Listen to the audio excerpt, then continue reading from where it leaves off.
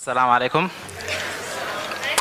Before I start talking, we've been sitting for a long time, so I just want to play a little game. I need 2 volunteers from the crowd. Any 2 random volunteers?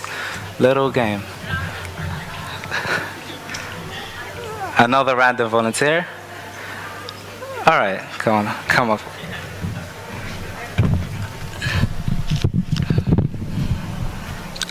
Come on up here.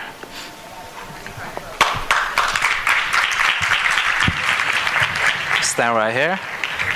Stand facing each other. All right, facing each other, facing each other. So the game we're going to play has only one rule. There's a red line here, and the person who convinces the other person to cross the red line wins. That's the only rule. If you convince her to cross the line, you win. If you convince her to cross the line, you win. What will you tell her to convince her to cross the line? Be strong. Use your strengths. Use your strengths.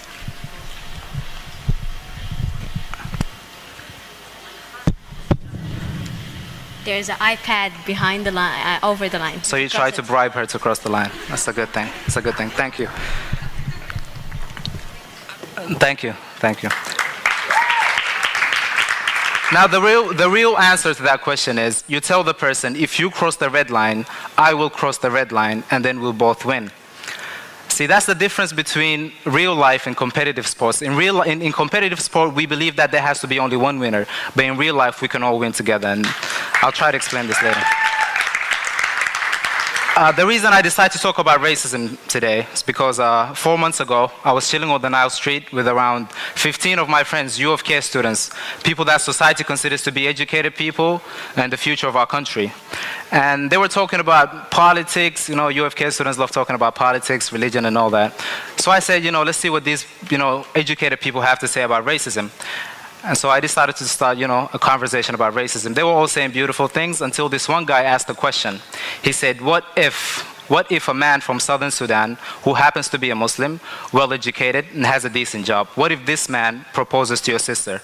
Will you allow it? 14 out of the 15 guys who were sitting, they said no. And they insisted, they said this has nothing to do with racism. So that brings me to a question, do people understand what racism is? A statistics that we did in 12 schools throughout Khartoum, 12 high schools. We've been working with high school kids about racism, doing workshops. 80% of our high school students do not know anything about racism. They do not know what racism means. But once you explain it to them, once you say racism is this, that, and the third, and you give them examples of racism, they all click. They say, oh, I know this is happening, but I just didn't know that it has a name. So it shows you that this is a big problem that we live in every day, but we don't have a name for it. That means we cannot point to it as a problem and solve it. So the question is there racism in Sudan? Is there racism in Sudan? You guys want to answer it? Okay. But the average person, before we continue, let's define racism, all right?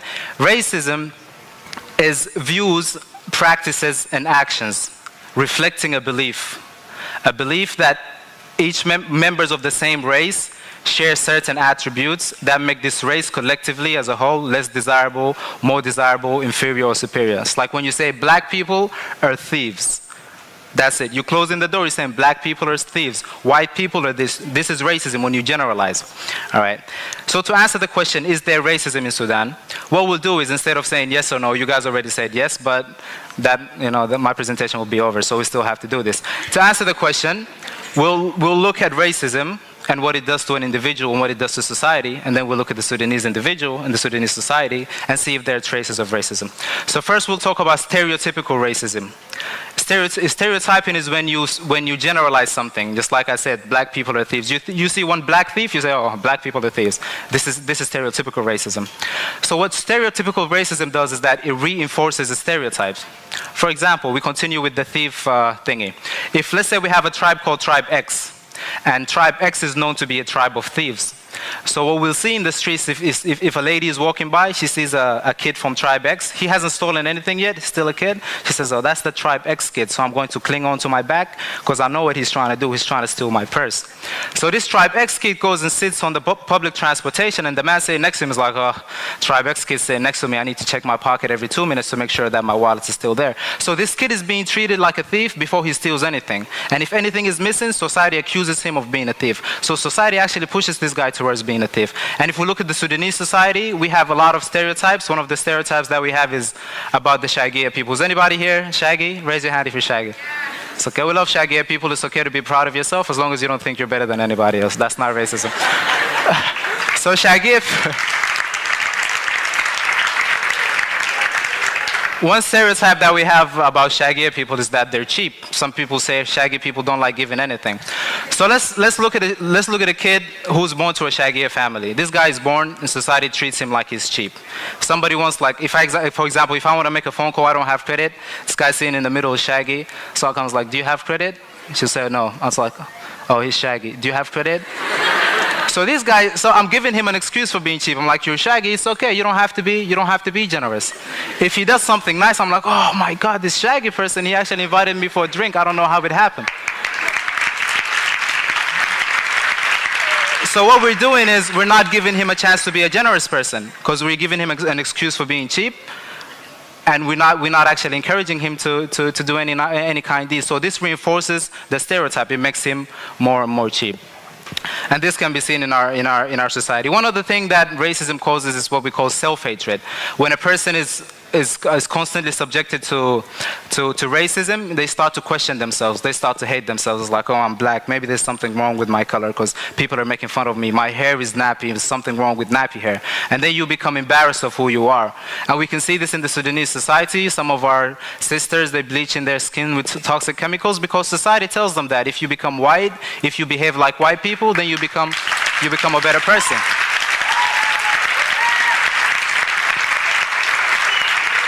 And so you see, a Sudanese person goes to Egypt, he stays in Egypt for 2 months, and he comes back as an Egyptian. He stays in Saudi Arabia, comes back as a Saudi Arabian, because we don't have a reason to be proud of ourselves because we have racism within ourselves. So if you look at if you consider self-hatred,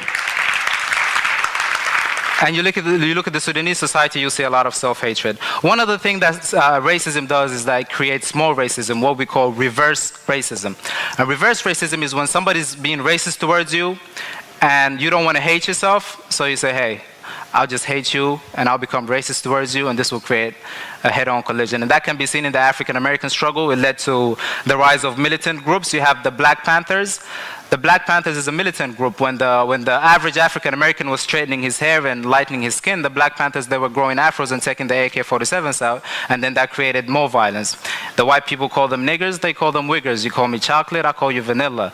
And then it just became a conflict within the society. So racism leads to more racism. And we can see this in our society here. Some tribes, they never get along here in Sudan because one tribe might have started this and became racist against this tribe, and now they're racist against each other, and this leads to nowhere.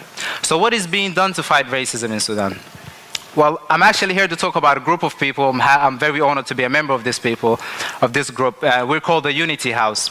And what we do is, shout out to the Unity House, big round of applause.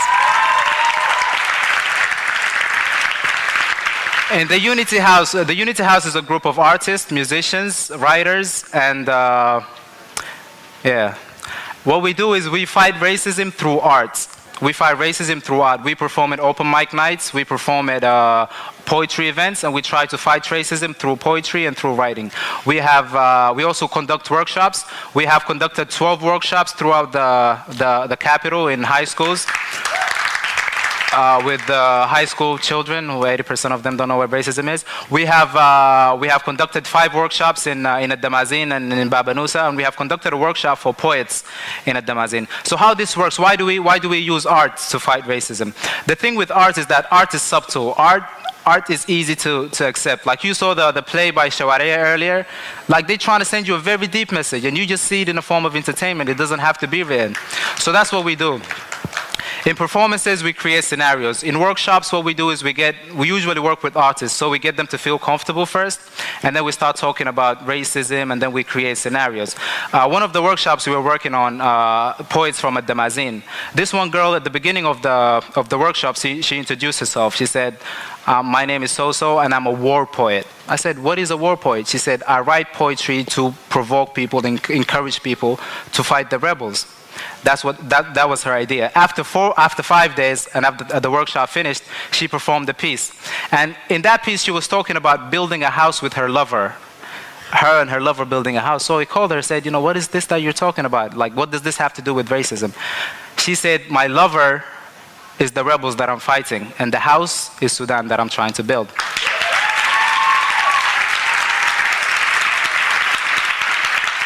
So the whole idea changed because we just got together and we started talking and we started creating scenarios. And the power of scenario is that sometimes you don't know something is wrong until we put you in that position. I was doing a workshop in Abu Bakr al-Amir, a high school in Durman for girls. And this one girl, she said a man proposed to my sister and we rejected him because of his tribe.